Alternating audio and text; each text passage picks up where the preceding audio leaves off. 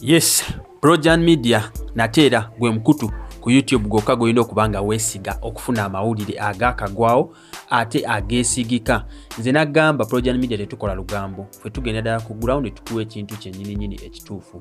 Tugenda okuwa wano information waffe nga tumaze omunoonyerezaako, tukoze in-depth analysis okusobola okuba nga tukuwa ekyo kyennyini ekituufu ekiba kitambulamu eyo ensonga nga bwe bakola ki bwe beetambula.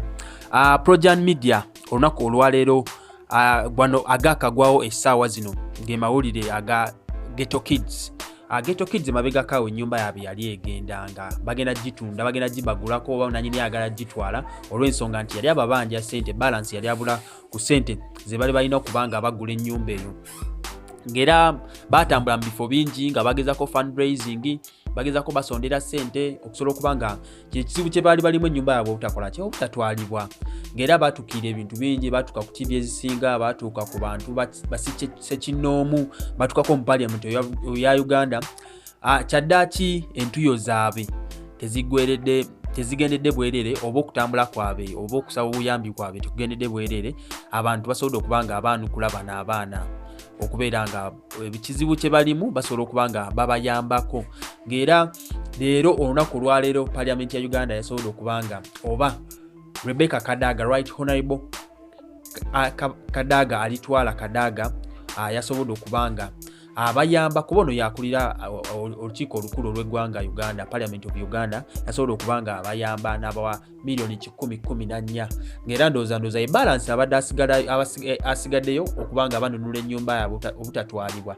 Ng'era olunaku olwaleero ng'era PR oba Public Relations wa Ghetto Kids, oyo oba omwogezi wa Ghetto Kids omuwala Patricia owa City Alosi, oyo muwala yekayeka ndozi eyomu ku bawala abatandikawo mu Ghetto Kids ga yali bakatandiko nga bayimba bazina mu City Alosi ngaye publications oba omwogezi waabwe yasobola okuba nga avaayo ku mukutu gwa Facebook n'awandiika olukunkumuliro ebbaluwa nga luwanvu ngenda kuba ndikusomera no mu Luzungu nga bwengezako duvunula ebina n'emyo okuvunula mujja kunyambako mukoze ki musobola okuba nga namwe munyambako bivunula. Ng'era yatandise ebbaluwa ye ng'era ebweri enkola yaffe wano ku Projan Media tusanyuka n'oyo abaafunye ebirungi ate ne tukaaba n'oyo abakoze abaafunye ebibi oba abayise mu kiseera ekizibu. Ng'era nange mbasaba mu abo genda mu comment box osobola okuba nga tucelebrating awamu n'aba Ghetto Kids olwa amakula ge baatuuseeko okusobola okuba nga banudde ennyumba yaabwe. Yatandise bw'ati ebbaluwa ye. A wise man once said, n'ateeka mu quotes ng'akyagezako tegeeza omusajja omugezi agamba nti we make a living by what we will get. Tubeerawo mu ngeri ezimu emu oba endala nga tusinziira ku kitunaafuna bwenyiza okuba nga ngezaako okivunula mu Luganda. Oluganda lwange si lutuufu naye ngenda gezaako nkusomere ku message eno bwengezaako givunula sobola okuba nga ffenna tusanyukira wamu ne Ghetto Kids. But we make a life by what we give. Naye obulamu bwaffe bubeerawo kusinziira ku kitugaba oba kyetuwaayo. The roots of all goodness lie in the soil of appreciation for goodness. Oba emirandira oyinza ogamba emirandira egy'ebirungi giva mu mirandira egy'okola ki egy'ebirungi oba egy'okusiima. With this we have an unexplainable feeling gratitude towards which we express to Right Honorable Speaker Rebecca Alitwala Kadaga of Uganda. Oba tuina okwebaza okusingawo kwe tutasobola kunnyonnyola kwe tutuusa eri Right Honorable Rebecca Kadaga nga gyagezako wandika ngenda gezako vunula mu Luzungu mu Luganda naye Oluganda lwange si lulungi. Naye yongeyo n'agamba we as the triplets Ghetto Kids made a call for help as we were in the danger of losing our home. Ffe nga Ghetto Kids twagezaako okubanga tusaba obuyambi okubanga twali tugenda ku losing ennyumba yaffe. Wano neyongeyo n'agamba mu Right Honorable Rebecca Kadaga apparent she is oba omuzadde nga bwali Honorable Kadaga omuzadde nga bwali extended her helping hand towards our call and Ugandan Parliament as well by offering to fundraise towards clearing our debt.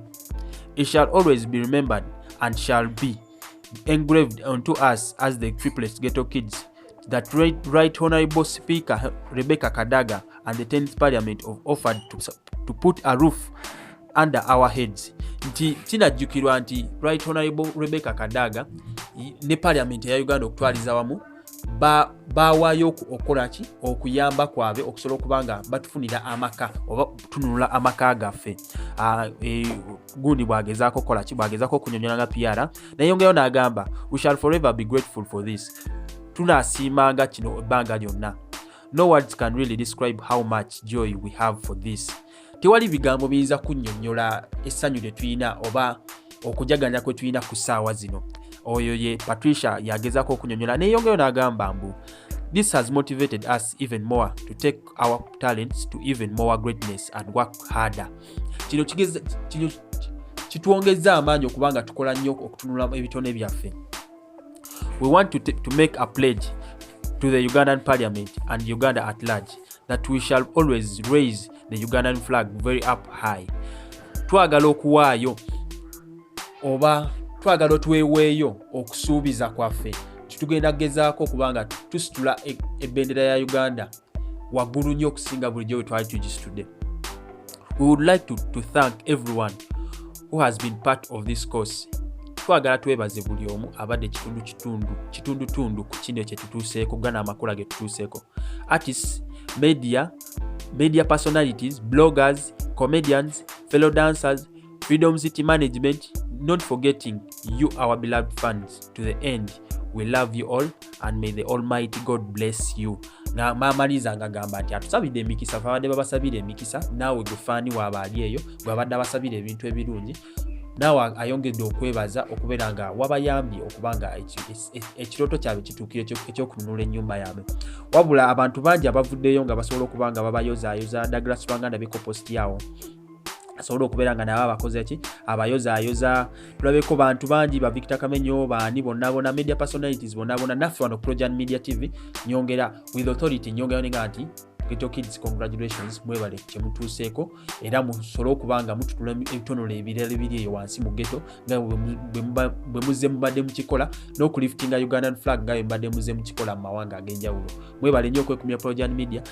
Kakinina sigenda vano nga kusitumidde Rina Nakandi Farida Oman Maka n'abalala bangi team Oman team Dubai n'abalala bangi nnyo abagala Projan Media n'ababagaliza ebirungi namwe abatuvuma mukola omulimu gw'amaanyi nnyo kubanga motivatinga okusobola okulanga tutereeza mu mpeereza yaffe.